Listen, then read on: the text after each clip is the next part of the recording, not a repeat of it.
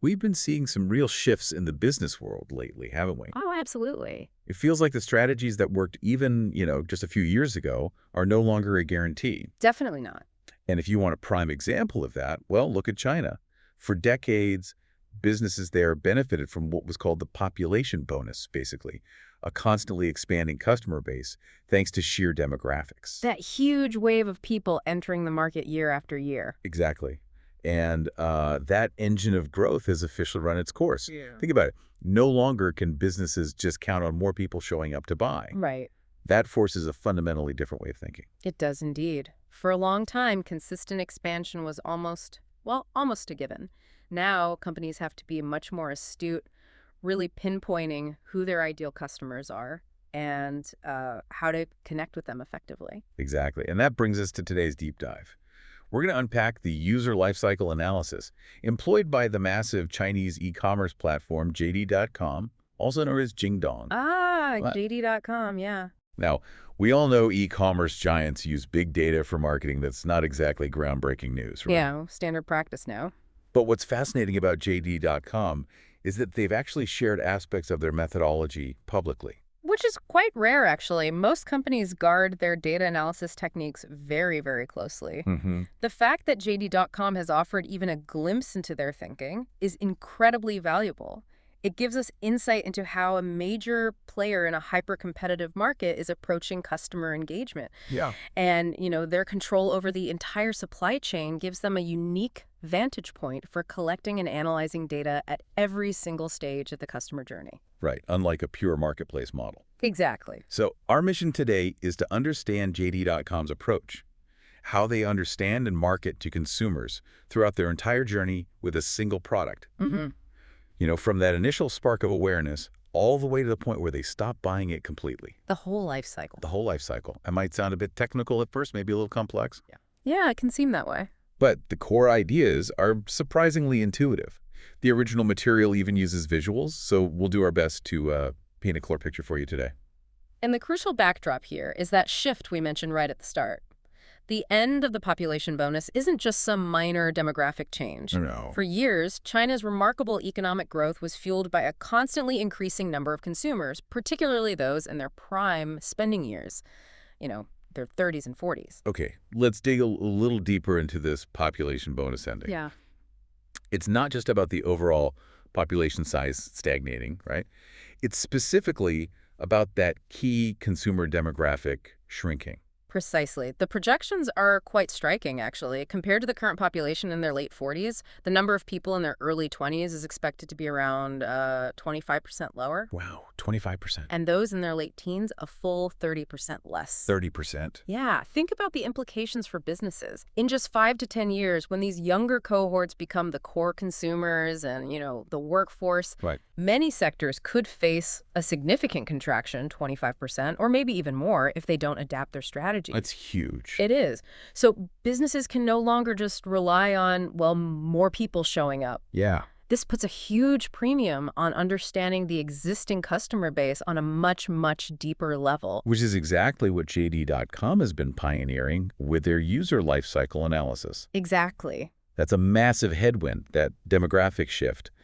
And we're already seeing the effects, aren't we, in industries that traditionally target younger consumers, like fast fashion. Yeah, fast fashion's been facing challenges. And even the automotive market seems to have hit a plateau in terms of that rapid growth we saw for years. It has. So how are Chinese companies responding to this new reality?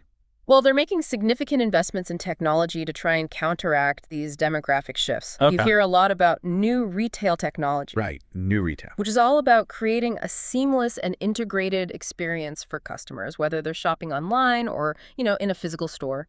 Then there's the development of unmanned technologies like autonomous delivery systems. The drones and robots. Exactly. Potentially addressing future labor shortages.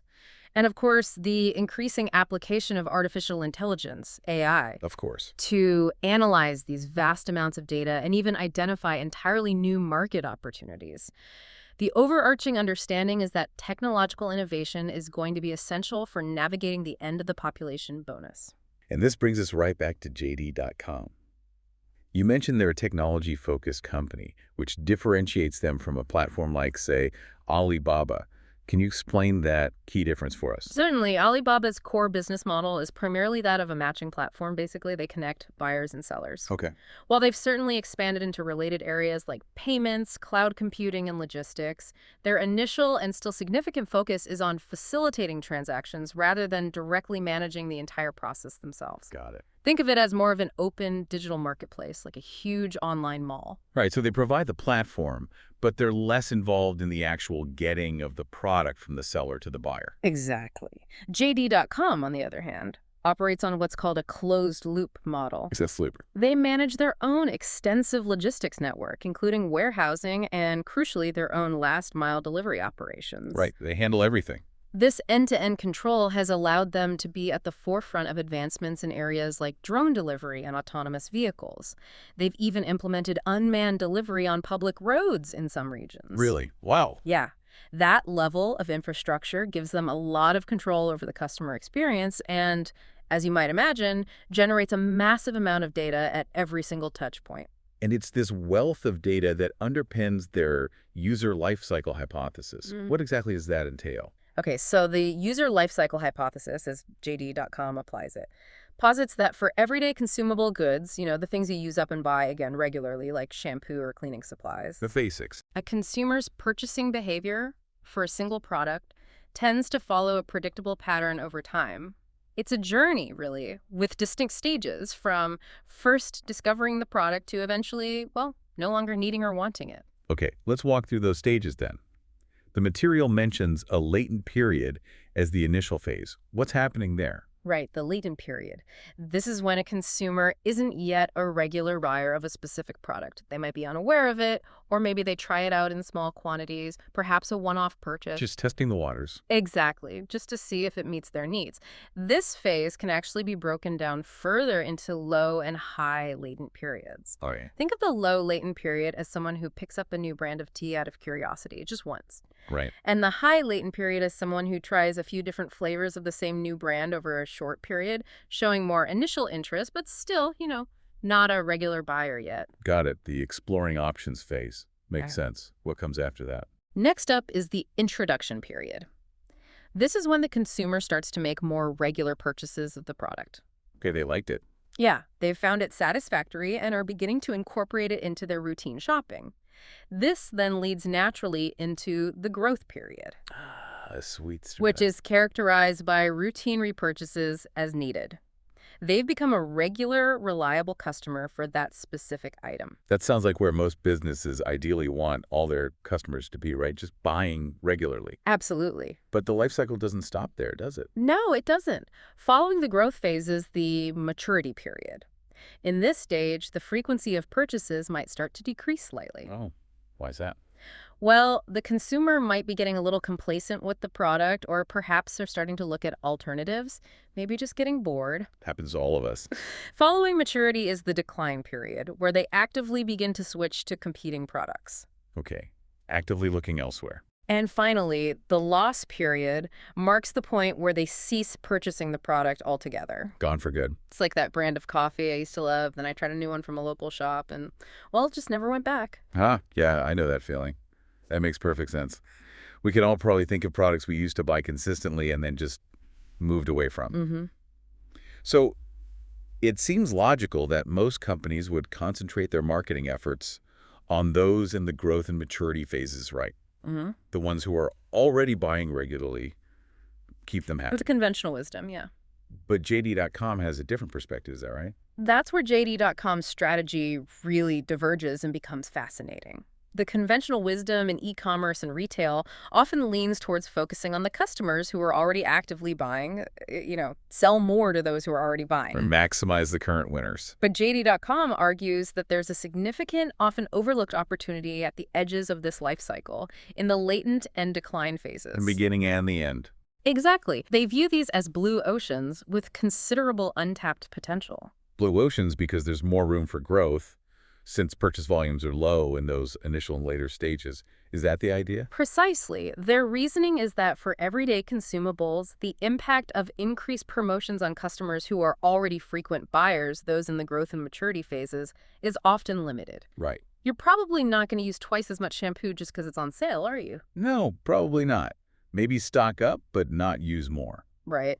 However, by strategically targeting consumers in the latent phase, those who are just starting to explore a product, JD.com aims to accelerate their transition into the more valuable growth phase. Get them hooked early on. Get them hooked early. And by targeting those in the decline phase with tailored promotions, they hope to re-engage them and extend that crucial growth period. Pull them back from the brink. Pull them back, yeah. Ultimately increasing overall sales volume over the long term. So, facing a future with potentially fewer new customers. Because of the demographics. It makes perfect sense that JD.com is focusing on maximizing the potential of those who haven't yet become regular buyers or those who are starting to drift away. So the crucial element then is being able to accurately identify which of their millions and millions of customers are in these specific latent or decline stages for any given product.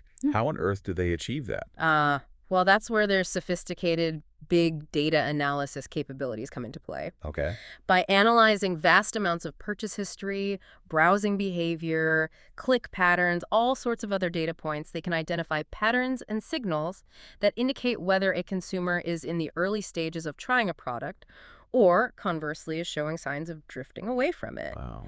Now, while the precise algorithms they employ are, of course, proprietary, Naturally. JD.com has shared the general principles that guide this identification process. And they even have data that demonstrates the effectiveness of this approach, right? Yeah. The material highlights an example involving tissue paper, of all things. Yes, the data for tissue paper provides a really clear illustration of the impact of JD.com's strategy. They discovered that targeted promotions aimed at consumers in the latent and lost periods for tissue paper resulted in a significant positive uplift in sales. Okay, so hitting them early or late worked. Exactly. Conversely, promotions directed at those who were already happily buying in the growth and maturity phases had a much less pronounced effect. Right. As the material aptly points out, no matter how many coupons I get, my nose isn't going to suddenly require a tissue every 5 minutes. That's good to know. A very logical point. It is. But it's also noted that this life cycle approach isn't a one-size-fits-all strategy that works equally well for every single product. Where is it most effective? Yeah, that's a key point. The life cycle approach proves most effective for those everyday household goods that are consumed relatively quickly and require frequent repurchase. The consumables. The consumables. Think of those essential things that people regularly need: tissues, shampoo, laundry detergent, even things like pet food and beverages. Right. For products with less predictable purchase cycles or, higher price points like electronics or furniture, Big ticket items. the model might need to be adapted or maybe supplemented with other analytical techniques. That makes sense. You wouldn't necessarily apply the same logic to marketing, say, a new smartphone or a sofa. No, different buying journey altogether. So JD.com starts by analyzing the characteristics of different products. Yeah. How do they go about categorizing them? Okay, so one of the key metrics JD.com examines is the difference between overall sales growth, which encompasses both online and offline channels, Got it. Total sales. and the growth rate of online sales specifically. So if a product's total sales are relatively flat, but its online sales are showing significant growth, that suggests a shift in consumer behavior, right? People are increasingly choosing to purchase that item online rather than in physical stores. Okay, so they're tracking where the growth is actually originating. And they use this information to create a matrix, is that right? Exactly. They develop a 2x2 matrix map. The vertical axis represents the online sales growth rate, and the horizontal axis represents the overall sales growth rate. Okay. And the average growth rate for both metrics is used as a dividing line, effectively creating 4 distinct quadrants. Right, splitting it into 4 boxes. And what insights do these 4 quadrants provide? Well, the top right quadrant, which they labeled A1, contains products exhibiting high growth in both overall and online sales. These are identified as their promising, well-performing items. The stars. Makes sense. High growth everywhere. The top left quadrant, B1, shows products with strong online growth but lower overall growth. This indicates that consumers are increasingly transitioning from traditional offline channels to online purchasing for these items, the channel shift. Okay, like maybe people stopped buying bulky detergent at the store and started ordering it online. That's a perfect example, yeah. Then the bottom left quadrant, C1, includes products with low growth in both online and overall sales. These are the stagnant or declining products, losing steam. Right. And the last box. Interestingly, the bottom right quadrant, D1, which theoretically would represent products selling well offline but not online. Yeah. Well, they didn't actually have any products falling into that category in their analysis at that time. Okay. So this gives them a valuable snapshot of product performance across different sales channels. But their analysis doesn't end there, does it? They also create a second, similar matrix based on sales revenue growth.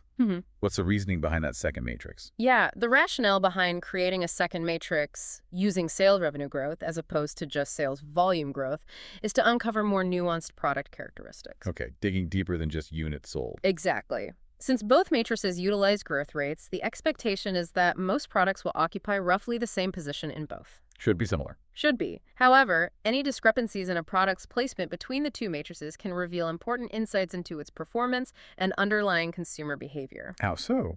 For instance, a product might show high sales volume growth but lower revenue growth. Meaning they're selling more units but not making proportionally more money. Precisely. Which could suggest maybe increased discounting, heavy promotions, or perhaps a shift towards consumers buying smaller, less expensive units of that product. Interesting. So by comparing these two different but related perspectives, sales volume growth and sales revenue growth, they gain a more comprehensive understanding of each product situation and the dynamics driving its performance. Exactly. It adds another layer of insight. This is all very, very data-driven, and this approach has continued to evolve, hasn't it? Especially considering the significant impact of events like the COVID-19 pandemic. Absolutely. That was a major catalyst for change. A white paper jointly published by JD.com and Nielsen back in 2012, titled User Lifecycle Operation White Paper 2.0, really underscores the heightened importance of user growth and a holistic, full lifecycle approach, particularly in the context of the rapidly changing retail landscape brought about by the pandemic. Right. They emphasized their Touch Plus strategy in that paper. Touch. Yeah, which focuses on T for technology-driven omnichannel integration, creating those seamless experiences across all channels. Okay. O for omnichannel experiences, U for supply chain quality, ensuring reliable and efficient delivery, C for consumer-centric operations, and H for health and well-being focus. And the plus signifies continuous evolution, essentially precise, targeted marketing, reaching the right customers with the right message at the right time. Got it. And what were some of the key observations from that white paper regarding how consumer behavior shifted during and after those initial waves of the pandemic? Several significant shifts emerged. Initially, as you'd expect, there was a sharp downturn in overall sales of fast-moving consumer goods, FMCG, in February 2020 as lockdowns took effect. Yeah, everything stopped. But online sales quickly became a crucial engine for recovery. They identified two primary categories of product performance during that initial phase. Those that experienced declining sales due to reduced overall demand or a heavy reliance on now-closed offline channels, think things like sports drinks or certain types of snacks. Things you buy on the go. Exactly. And then those that saw increased sales driven by new at-home consumption scenarios, household cleaning supplies, obviously, and shelf-stable pantry staples, things people stocked up on. Right, the nesting effect. Yeah. And the recovery wasn't uniform across all these different product categories either, was it? No, not at all. In the second quarter of 2020, they further classified FMCG categories based on their recovery patterns into four groups. Four groups, okay. Continuously rising categories like instant coffee and pet food, where demand remained strong throughout. People needed their coffee and took care of their pets. Seems so. Then briefly rising categories that saw an initial surge in demand but then leveled off, like those household cleaning products. You buy a lot at first, then you're stocked. Right. Then rapidly recover, like toilet paper, famously, and shampoo, where demand bounced back relatively quickly as restrictions eased. Back to normal routines. And finally, slowly recovering, such as chocolate and maybe wine, where the recovery was more gradual and often tied to social gatherings and out-of-home consumption returning. And these classifications then informed strategic recommendations for brands. For briefly rising categories, the focus might shift to encouraging repeat purchases, reminding people they need more eventually. Right. While for slowly recovering categories, rebuilding a strong omnichannel presence being available wherever people started shopping again was identified as key. This all highlights the increasing critical nature of omnichannel strategies.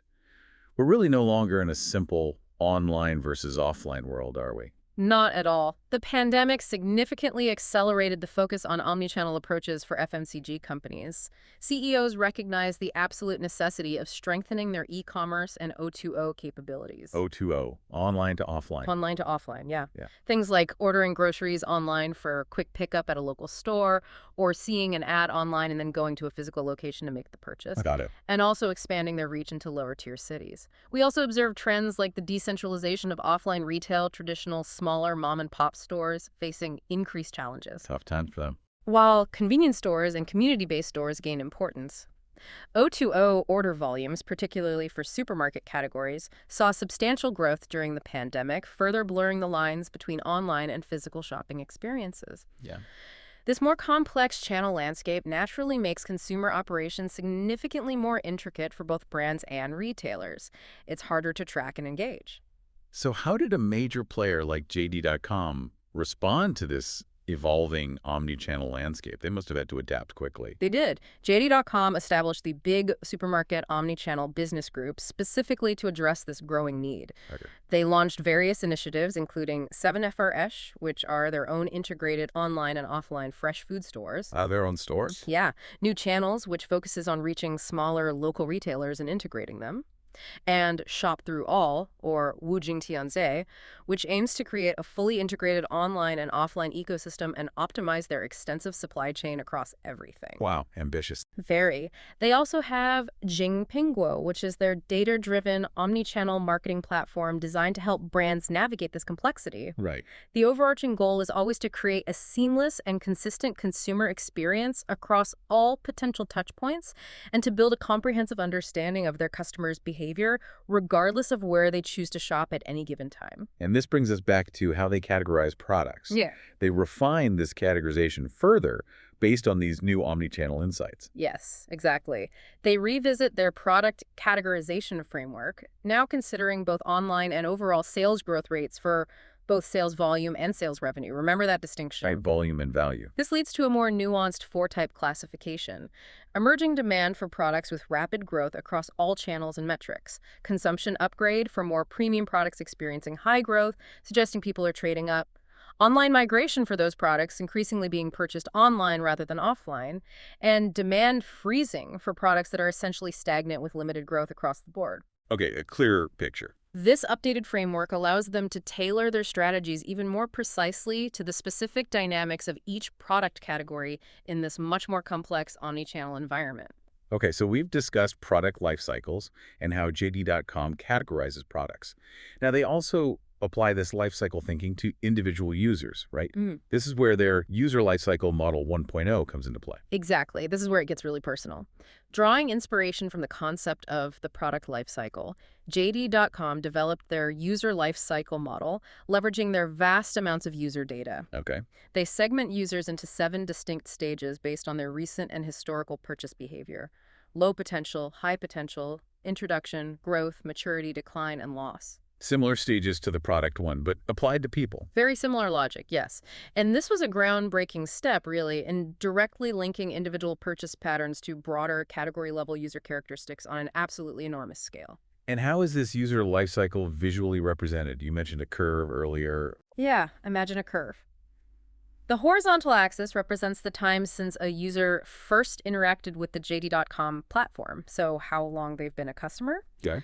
The vertical axis represents that user's value to JD.com, typically measured by their gross merchandise volume, or GMV, essentially the total value of everything they've bought through the platform. How much they spend. How much they spend. Along this curve, they identify 3 main overarching phases. New acquisition, which focuses on moving users from those low and high potential stages into the introduction phase. Getting them started. Getting them started. Then value increase, which aims to progress users through the growth and maturity stages, encouraging them to buy more and become more valuable customers. Growing their value. And finally, recall, which involves strategies to re-engage users who have entered the decline and loss stages, trying to win them back. Trying to prevent churn. Exactly. So they're not just looking at what a customer is buying right now, but also their entire history and potential future value to the platform. How did they initially put this model into practice? Was it theoretical for a while? No, they rolled it out.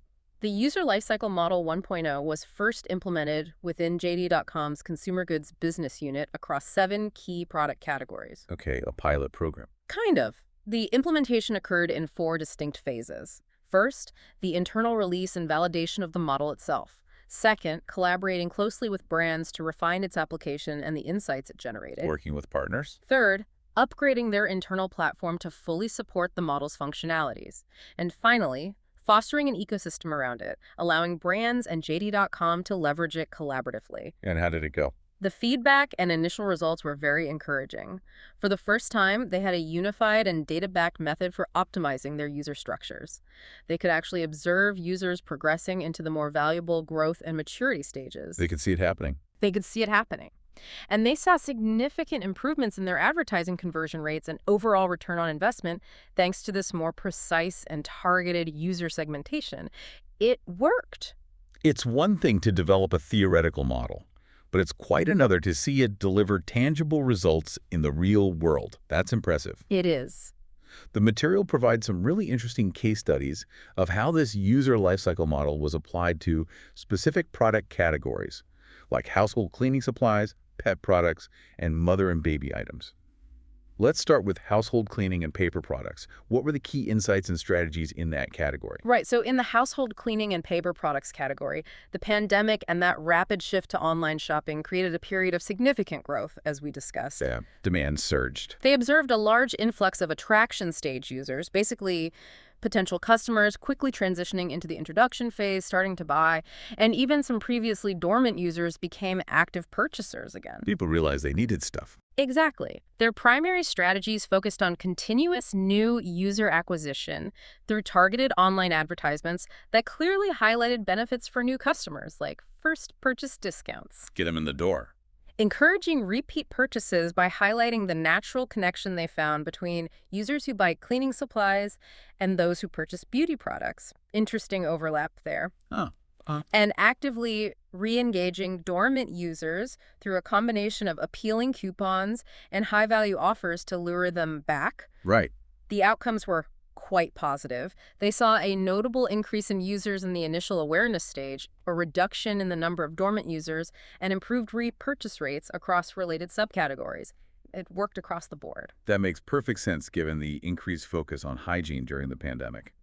What about pet products? That's another category that has experienced substantial growth in recent years. People love their pets. They certainly do. The pet products category presented a different challenge, a U-shaped user structure, meaning a high proportion of both potential new users at one end and users who had become dormant or lost at the other end, with fewer in the middle active stages. Okay, lots of potential and lots of levers. Exactly.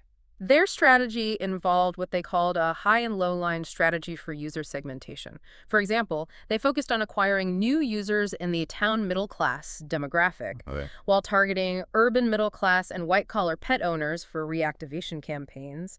Different groups needed different approaches. Interesting. Their communication was carefully tailored, emphasizing the benefits of their products, maybe convenience or specific ingredients to attract new users, and highlighting brand association coupled with direct benefits like loyalty discounts to re-engage those who had become inactive. Got it. And the results? They saw significant improvements in their conversion rates and a positive evolution of their user structure from that initial U-shape to more of an E-shape. E-shape. Meaning a bulge in the middle, a greater percentage of users moving into the valuable growth phase.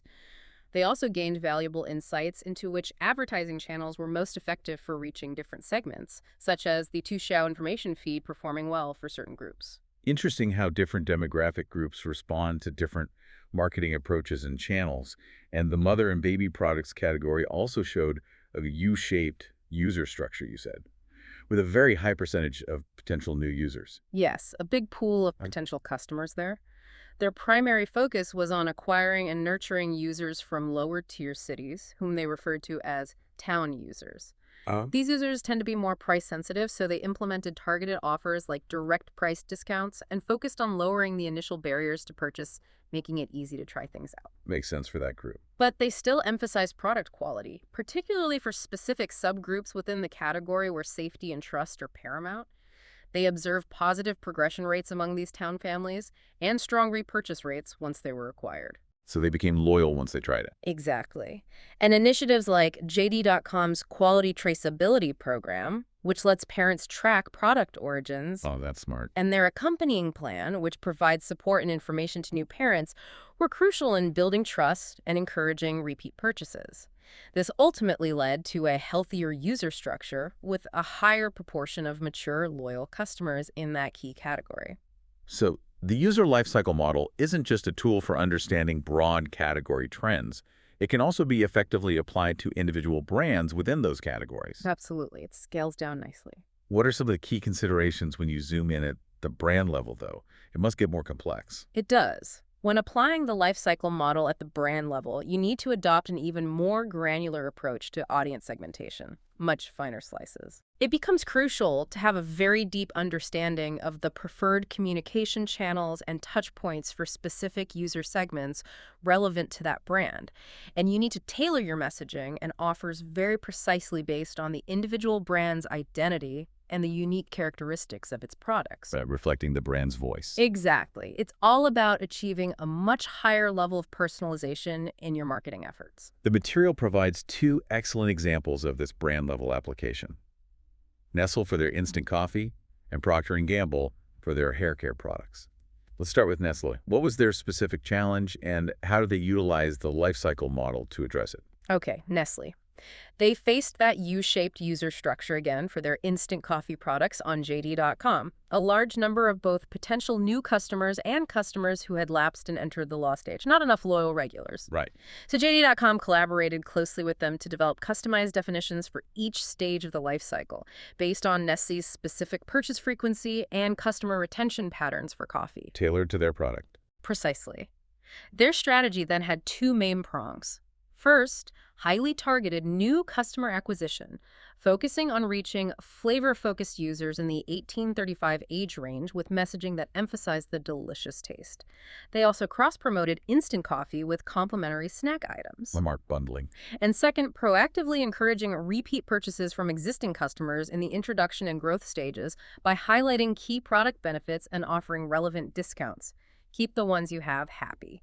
Makes sense. How did it work out? The results were impressive. They saw significantly higher click-through rates on advertisements specifically targeted at low-potential users compared to generic ads, and strong increases in conversion rates across all life cycle stages within the test group compared to a control group. Ultimately, it led to a much improved return on their marketing investment. Wow. They also gained valuable insights into the most effective communication channels. Articles on WeChat, for example, worked well, and the importance of both appealing coupons and engaging content marketing. It wasn't just about discounts. That really highlights the power of that very specific and granular approach. What about Procter & Gamble's hair care products?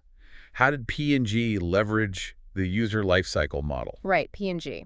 They strategically applied the lifecycle model during key online shopping festivals, which are huge events in China, specifically the New Year Festival and the Goddess Festival. Okay, peak shopping time. Exactly.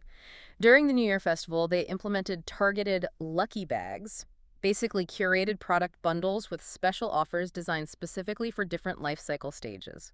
This resulted in significant positive movement of users into more valuable stages. People upgraded. Cool idea. Then, for the Goddess Festival, their marketing messaging integrated specific product features with relevant user scenarios. For example, focusing on the benefit of oil-free, worry-free hair, linking the product to a specific need. Solving a problem. Which led to substantial increases in click-through rates on their ads, overall conversion rates, and the total value of purchases made by each user, the UV value.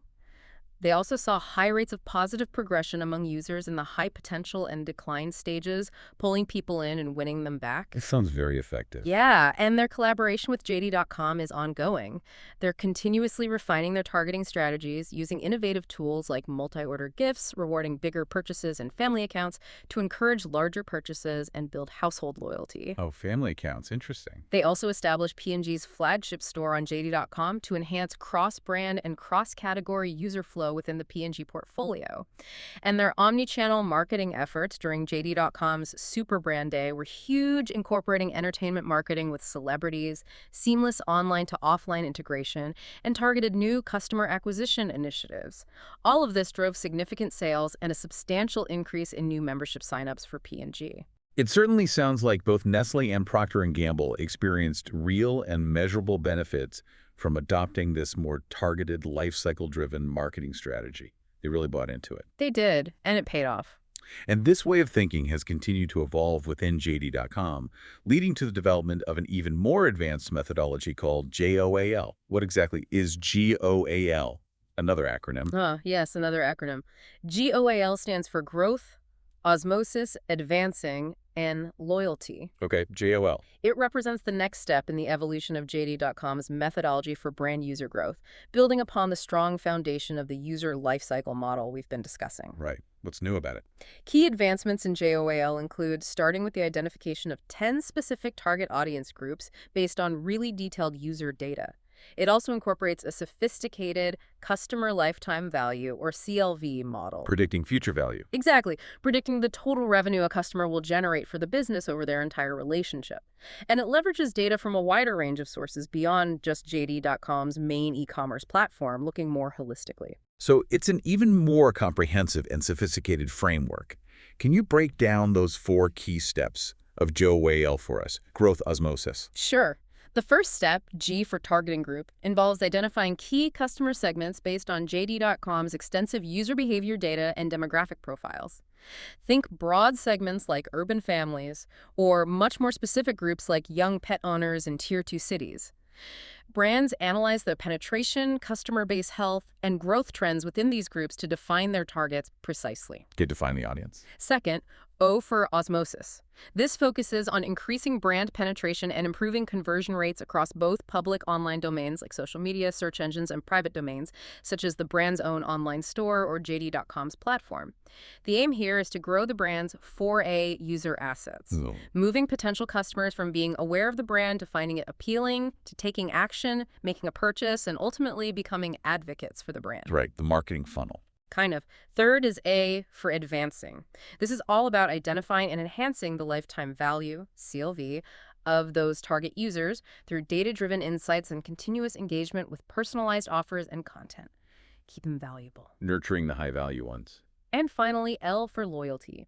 This focuses on building a dedicated private brand membership pool of high-value customers by integrating various user operation tools and resources to create highly tailored solutions and exclusive benefits for this crucial segment, really locking in that loyalty. Okay. GOL is currently undergoing testing and validation with a cohort of 15 major brands, so it's still relatively new, but builds on everything they learned. It sounds like JD.com has truly developed a remarkably sophisticated and data-centric approach to understanding and engaging with their customers. It's moved far beyond simple transactional thinking, hasn't it? It's about building long-term relationships.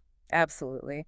Their user lifecycle analysis and now the more advanced GOL methodology provides a powerful framework for adapting marketing strategies to the different stages of a consumer's journey with a product or a brand. Yeah. And the documented successes from major brands like Nestle and Procter & Gamble serve as really compelling evidence of the effectiveness of this data-driven and customer-centric approach. It's not just theory. Right, the proof is there. And in today's intensely competitive business environment, marked by those significant demographic shifts we talked about and constantly evolving consumer behavior, well, it really seems like this deep understanding of the user life cycle and the ability to implement these highly targeted strategies are becoming absolutely essential for any business aspiring to achieve sustainable and meaningful growth. That's the crucial takeaway, I think. It's no longer sufficient to simply attract customers. Businesses must now deeply understand their entire journey, proactively anticipate their needs and preferences at each stage, and really cultivate long-term, mutually beneficial relationships. So as you've been listening to our deep dive today, the final thought I want to leave you with is this. How can the core principles of user lifecycle analysis be applied to understand and better serve your customers, regardless of the specific industry you operate in? Good question. It's certainly worth exploring how customer journey mapping and data-driven marketing techniques can help you unlock new opportunities, optimize your engagement strategies, and ultimately build stronger and more resilient customer relationships in this always evolving economic landscape.